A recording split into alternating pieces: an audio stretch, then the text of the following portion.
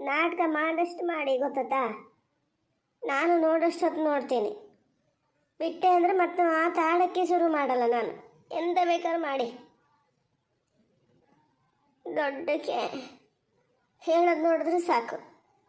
ಜಗಳ ಏನಾದ್ರು ಮಾಡ್ಕೊಂಡ್ರೆ ಅಲ್ಲಿಗೆ ನಿಲ್ಲಿಸ್ಬೇಕು ಮತ್ತು ಮಾಮೂಲಾಗಿ ಮಾತಾಡ್ಕೊಂಡಿರೋಕೆ ಶುರು ಮಾಡಬೇಕು ಅಂತ.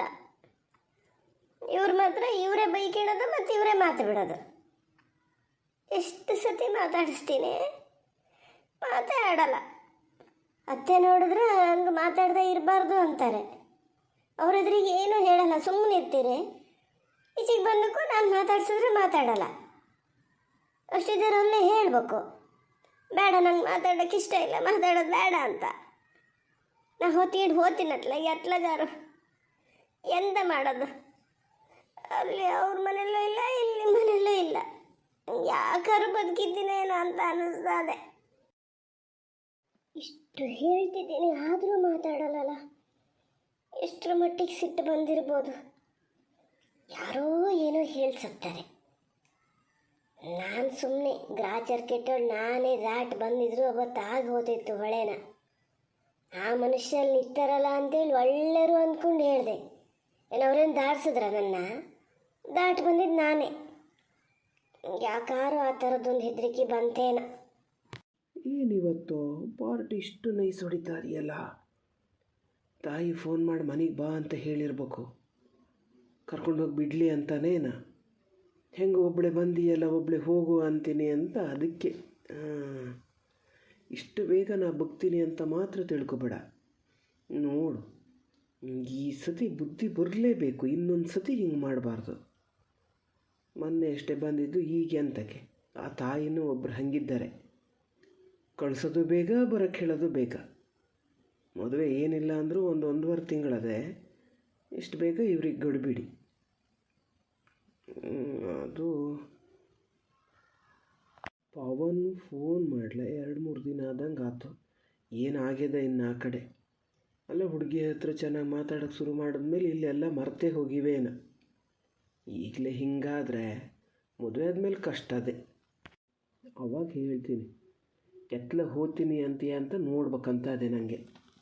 ಓ, ನಾನೊಬ್ಬೆ ಅಂತ ದಡ್ಡಿರ್ಬೇಕು. ಅಲ್ಲೂ ಯಾರೂ ಇದಿಲ್ಲ, ಇಲ್ಲೂ ಯಾರೂ ಇದಿಲ್ಲ ಅಂದರೂ 3ನೇ ಕಡೆ ಎಲ್ಲೋ ಹೋಗ್ತೀನಿ ನಾನು ಅಂದಿದ್ದು. ತವ್ರ ಮನೆಗೆ ಹೋಗ್ತೀನಿ ಅಂದಿದ್ದಲ್ಲ. ಈಗ ಅರ್ಥ ಆಗ್ತದೆ. 2 ಕಡೆ ಬಿಟ್ಟು ಮತ್ತೆ ಎಲ್ಲಿಗೆ, ಮತ್ತೆ ಬೆಂಗಳೂರಿಗೆ ಹೋಗ್ತೀಯೇನೋ ಅಂತ ಕೇಳಲ್ಲ. ಬೇಡ, ಯಾಕೆ ಮತ್ತೆ ಸುಮ್ಮನೆ ಬೇಕಂತಲೇ ಕೇಳೀನಿ ಅಂತ ಆತದ. ಇಲ್ಲಪ್ಪ, ಅಷ್ಟೆಲ್ಲ ಮನಸ್ಸಿಗೆ ನೋವು ಕೊಡಲ್ಲ. ಆ ಥರ ಇಲ್ಲ, ನಂಗೆ ಗೊತ್ತು. ಕೇಳಿಸ್ತಾ ಇದೆಯಾ? ಅಮ್ಮ ಫೋನ್ ಮಾಡಿತ್ತು, ಬೇಜಾರು ಮಾಡ್ಕೊತ ಇತ್ತು. ಯಾರು ಹೇಳೋರಿಲ್ಲ ಕೇಳೋರಿಲ್ಲ, ನಮ್ಮ ಪಾಡು ಹಿಂಗಾಗಿದೆ ಅಂತ ಹೇಳಿನಿ. ಅವ್ರ ಹತ್ರ ಫೋನ್ ಮಾಡೋಕ್ಕೆ ಹೇಳ್ತೀನಿ ಅಂತ. ನೋಡಿದ್ರೆ ಹಿಂಗೆ ಮಾತಾಡ್ದೇ ಇದ್ರೆ ಎಂತ ಅಂತ ಹೇಳೋದು ನಾನು? ಏಯ್, ನಿನ್ನ ಅಮ್ಮ ಬೇಜಾರು ಮಾಡ್ಕೊಂಡು ಕಣ್ಣೀರು ಹಾಕ್ತಾರೆ ಗೋಳು ಅಂತಂದ್ರೆ ನಿನ್ನ ಅಣ್ಣಗೆ ಫೋನ್ ಮಾಡೋ. ನಾನು ಹೋಗಿ ಏನು ಮಾಡೋಕ್ಕತ್ತದಲ್ಲಿ? ನಂಗಿಲ್ಲಿ ನೋಡ್ಕೊಳಕ್ಕೆ ನನ್ನ ಅಪ್ಪ ಅಮ್ಮ ತಂಗಿ ಅದಾರೆ, ಅವ್ರನ್ನ ನೋಡ್ಕಿಬೇಕು ನಾನು. ಯಾಕೆ ನಿಮ್ಮನೇಲಿ ಗಂಡು ಮಕ್ಕಳಿಲ್ಲನೋ? ಹೇಳು ನಿನ್ನ ಅಣ್ಣಗೆ ಫೋನ್ ಮಾಡಿ, ಅಮ್ಮ ಬೇಜಾರು ಮಾಡ್ಕೊತಾ ಇದ್ದಾರೆ ಅಂತ. ನನ್ನ ಹತ್ರ ಎಂತ ಕೇಳ್ತಿದ್ದೀಯಾ? ಅಂತೂ ಮಾತಾಡಬೇಕು ಅಂತ ಗೊತ್ತಾತಲ್ಲ, ಅಷ್ಟು ಸಾಕು. ಪೂರ್ತಿ ಹೇಳೋದನ್ನೊಂಚೂರು ಅಲೈಸ್ಕೊಂಡ್ರೆ ಆಗ್ತದೆ. ನನ್ನ ಅಮ್ಮಗೋಳು ಅಂತ ಫೋನ್ ಮಾಡಿ ಅಂತ ಹೇಳಿದ್ದಲ್ಲ, ಅಮ್ಮ ಹೇಳಿದ್ದು ಅಣ್ಣಗೆ ಫೋನ್ ಮಾಡಿ ಅಂತಾನೆ. ಅವನಿಗೇನೋ ಮತ್ತೆ ಸಮಸ್ಯೆ ಆಗ್ಯದಂತೆ ಅಲ್ಲ ಪಾಪ.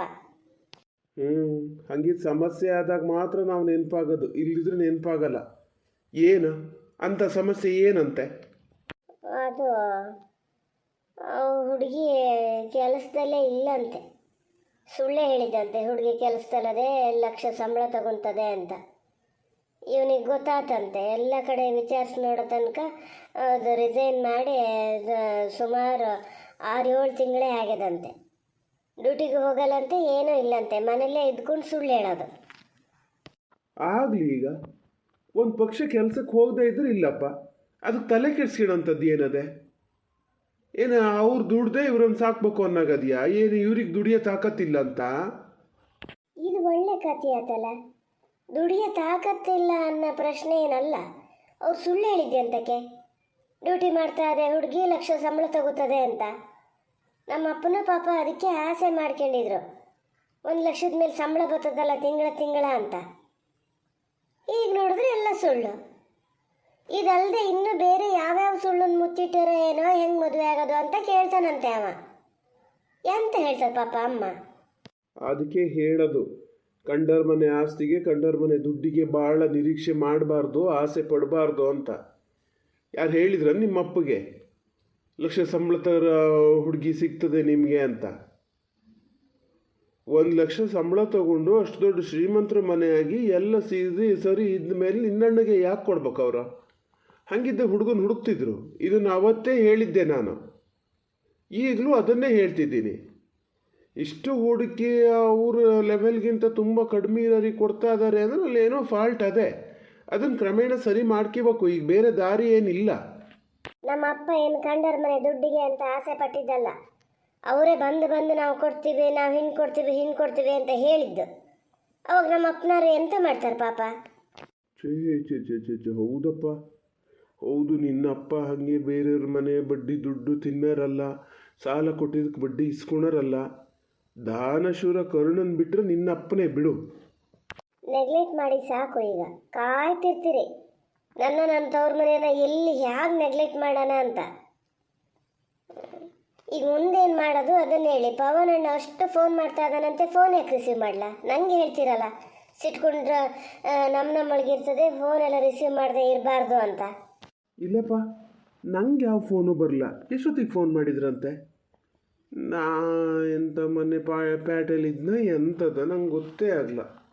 ಹೌದಪ್ಪ, ನಮ್ಮ ಕಡೆಯವ್ರು ಯಾರು ಅಂದರೆ ನಿಮಗೆ ಗೊತ್ತೇ ಆಗಲ್ಲ. ಅದೇ ಈಗ ನಿಮ್ಮ ಕಡೆಯವ್ರು ಬಂದು ಕರೀಲಿ, ಎಷ್ಟು ಬೇಗ ಹೋಗ್ತೀರಿ ನೋಡಿ. ಸುಮ್ಮನೆ ನೀರೇ ಸಾಕು. ಇಂಥದಕ್ಕೆ ನಾನು ಮಾತಾಡಲ್ಲ. ಭೇದ ಅಂತೆ ನಮ್ಮ ಕಡೆಯವರು ನಿಮ್ಮ ಕಡೆಯವರು ಅಂತ. ಅದನ್ನು ನೀನು ಮಾಡ್ತೀಯೇನೋ, ನಾನು ಮಾಡಲ್ಲ. ನೋಡಿ, ಯಾವ್ದಾರು ಹಿಂಗೆ ಇದ್ದಂಗೆ ಹೇಳಿದ್ರೆ ಬಾಯಿ ಮುಚ್ಚೋದೊಂದು ಕಲ್ತೀರಿ ಬೈದು. ನೋಡು, ನೀನು ಅದರ ಪುರಾಣ ಮಾಡ್ತಾ ಕೂರಷ್ಟು ನಂಗೆ ಪುರ್ಸೊತ್ತಿಲ್ಲ. ಬೇಗ ಮಲಗಬೇಕು, ನಿದ್ರೆ ಬರ್ತಾ ಇದೆ. ಬೆಳಿಗ್ಗೆ ಬೇರೆ ಬೇಗ ಹೇಳ್ಬೇಕು. ಗಂಟೆ ಮಾತಾಡ್ದಂಗೆ ಮಾತಾಡ್ತೀನಿ. ಹಂಗೆ ಇದನ್ನೆಲ್ಲ ಮಾಡ್ತಾ ಕೂರಕ್ಕೆ ನಿನ್ನಂಗೆ ಇರೋದಲ್ಲ ನಾನು. ನನ್ನ ಕೆಲಸ ಸುಮಾರದವೆ. ಅಡುಗೆ ಮನೆಯದು ಒಂದು ಅಚ್ಚಿಗಿಚ್ಚಿಗೆ ಓಡಾಡೋದೇ ನಂಗೆ ಕಷ್ಟ ಅಂತೀಯ. ನಂದು ಹಂಗೆ ಆಗಲ್ಲ. ಯಾರನ್ನಾರು ಮಾತಾಡಿಸಿ, ಯಾರನ್ನಾರು ಬೇಡಿ ಪವನ್ ಅಣ್ಣಗೆ ಫೋನ್ ಮಾಡ್ಕೊಂಡು ಏನು ಅಂತ ಒಂಚೂರು ಹೇಳ್ರಿ. ಅಮ್ಮ ಬೇಜಾರು ಮಾಡ್ಕೊಂಡದೆ. ನಿನ್ನ ಗಂಡನ ಮಾತೆ ಒಂಚೂರು ಕೇಳ್ತಾನೆ, ಹೇಳು ಅಂತ ಹೇಳಿದೆ. ನಿನ್ನ ಅಮ್ಮ 1000 ಹೇಳ್ಬೋದು. ಹಾಗೆ ನಾನು ಯಾರನ್ನು ಮದುವೆಯಾಗಿ ಅಂತ ಬಲವಂತ ಮಾಡೋಕ್ಕೆ ಹೋಗಲ್ಲ. ಅವ್ರವ್ರ ಯೋಗದಲ್ಲಿದ್ದರೆ ಅವ್ರವರೇ ಆತಾರೆ, ಯಾರು ಏನೂ ಮಾಡೋಕ್ಕಾಗಲ್ಲ. ಓ ಹೌದನ? ನನಗಿದು ಗೊತ್ತೇ ಇಲ್ಲ ಪಾಪ. ಬಂದುಬಿಟ್ರು ಪುರಾಣ ಬಿಗಿಯಕ್ಕೆ. ಅಮ್ಮ ಹೇಳಿದೆ, ಪವನ್ ಅಣ್ಣಗೆ ಫೋನ್ ಮಾಡ್ಕೊಂಡು ಸ್ವಲ್ಪ ಬುದ್ಧಿವಾದ ಹೇಳ್ಬೇಕಂತೆ. ಸುಮ್ಮನೆ ತಲೆ ಕೆಡಿಸ್ಕೋಬೇಡಿ, ಈಗ ಹಿಂಗಿದ್ದರೆ ನಾಳೆ ಚೆನ್ನಾಗಾಗೋದು, ಏನೂ ಆಗಲ್ಲ ಅಂಥೇಳಿ ಹೇಳ್ಬೇಕಂತೆ. ಹ್ಞೂ ಈಗ ಹೇಳ್ಬಿಡ್ತೀನಿ, ಏನೂ ತೊಂದರೆ ಇಲ್ಲ, ನೀವು ಮದುವೆ ಆಗಿ ಅಂತ. ಮದುವೆ ಆದಮೇಲೆ ಕೊನೆಗೆ ನಂಗೆ ಆಗಲ್ಲ, ನೀವೇ ಕರ್ಕೊಂಡು ಹೋಗಿ ಅಂತ ನನ್ನ ಜೊತೆ ಕಳಿಸಿದ್ರೆ ನಾನು ಏನು ಮಾಡಲಿ? ಓ ಆಸೆ ಬೇರೆ ಅದೆಯಾ? ನಿಮ್ಮ ಜೊತೆ ಕಳಿಸ್ತಾನೆ ಅಣ್ಣ ಅಂತ? ಕೈ ಕಾಲು ಹೊಡೆದು ಮುರಿತೀನಿ ನಾನಷ್ಟೇ.